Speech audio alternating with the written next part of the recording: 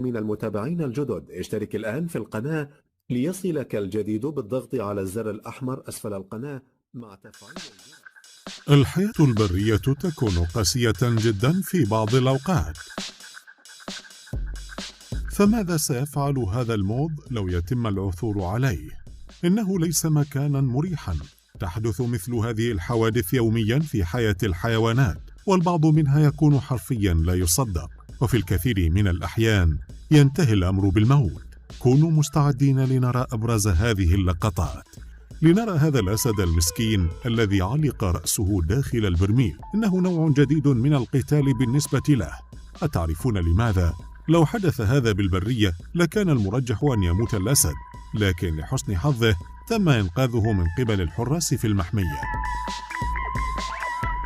الأسد مرة أخرى، لكن هذه المرة على الشجرة.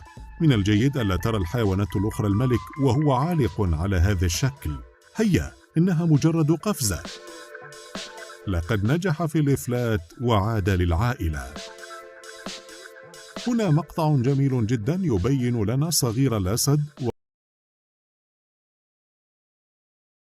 وتصرف اللبؤ الرائع عندما لاحظت صغيرها المسكين وهو يحاول النزول. في النهاية لم يكن للأم فائدة، لقد أنقذ نفسه بنفسه. من هذا الكابوس المرعب. لا يوجد هناك أسوأ من حظ هذا الجاموس. المشكلة ليست بأنه علق في الطين، لكن الورط هو قدوم الضبع ليعثر على هذه الوجبة الجاهزة على طبق من ذهب. لو كان أسد قد عثر عليه لكان أرحم، فهذا الضبع سيبدأ بأكله وهو على قيد الحياة. انظروا إلى هذا الظبي الذي يقطع القلب. لقد علق على شكل مؤلم للغاية. يبدو أنه كان يحاول أن يقفز على الجدار، لكن انتهى به الأمر على هذا الشكل المؤلم جدا. لحسن حظه أنه تم العثور عليه وتم إنقاذه من قبل هذا الرجل الرائع. هذا المفترس الكبير بالرغم من قوته الهائلة علق ولم يتمكن من النجاة. لقد كان الغرق وشيكا جدا.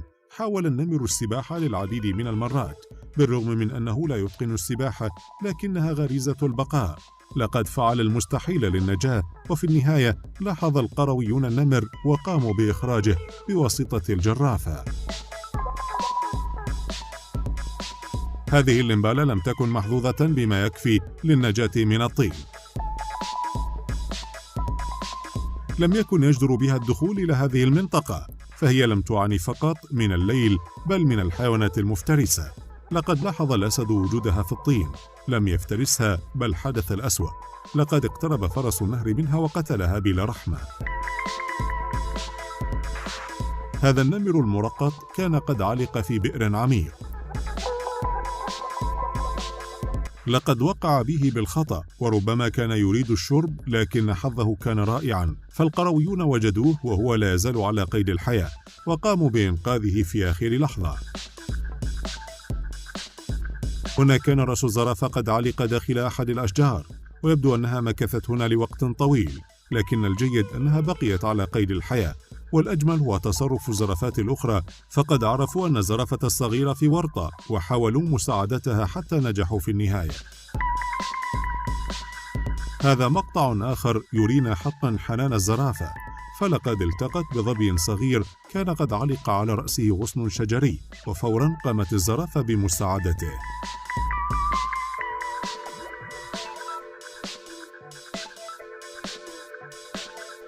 انظروا إلى هذه الظباء.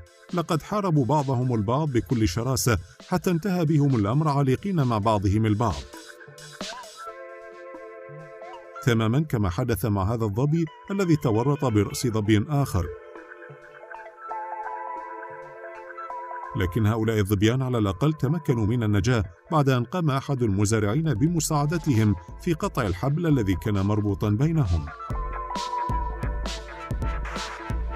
في الحقيقة الموظ والظباء من أكثر الحيوانات التي تعلق في أماكن غريبة، وأبرزها الأشجار. السبب يرجع إلى أن قرونها كبيرة، وهذا يجعل النجاة من الأشجار صعب للغاية إن لم يكن مستحيلا.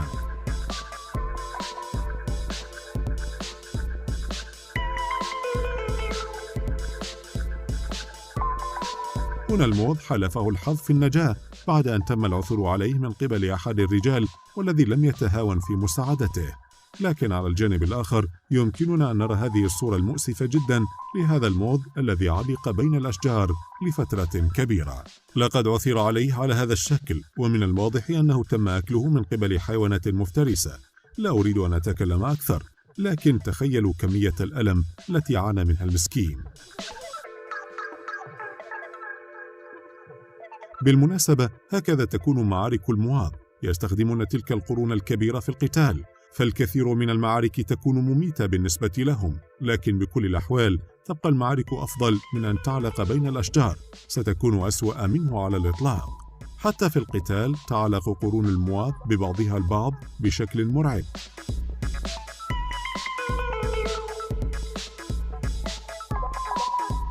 كل هذا يتضح في هذه اللقطات التي لا تصدق، التي تم تصويرها لاثنين من المواظ الذين كانوا قد خاضوا معركة طاحنة وانتهى الأمر بواحد منهم مقتولا، لكن المشكلة تكمن في الثاني الذي لم يتمكن من تخليص نفسه بسهولة من قرون أخيه المقتول، حتى جاء رجل وساعده. هذه واحدة من أروع اللقطات التي قام بها الإنسان بإنقاذ أحد الجواميس الذي كان قد علق في الطين بشكل فظيع جدا. كان من المستحيل على الجاموس أن يخرج حيا لوحده من هذا المكان السيء. في الحقيقة كان هناك العديد من الجواميس التي علقت في نفس الفخ، وهذا بسبب وزنها الثقيل، فوزن الجاموس يتراوح ما بين 300 إلى 500 كيلوغرام، وعندما يعلق في الطين من المرجح أنه سيموت أو سيتم افتراسه، لكن هنا حالفه الحظ وساعده الرجال الرائعون وأنقذوه. في النهاية، من هو الحيوان ذو الحظ الأسوأ في هذا الفيديو؟ هل هو الموظ؟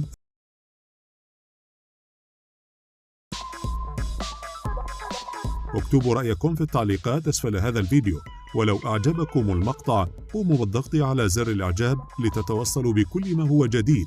فقط قوموا بالاشتراك في القناة وتفعيل زر التنبيهات. هنا بعض المقاطع الأخرى التي ربما تثير إعجابكم.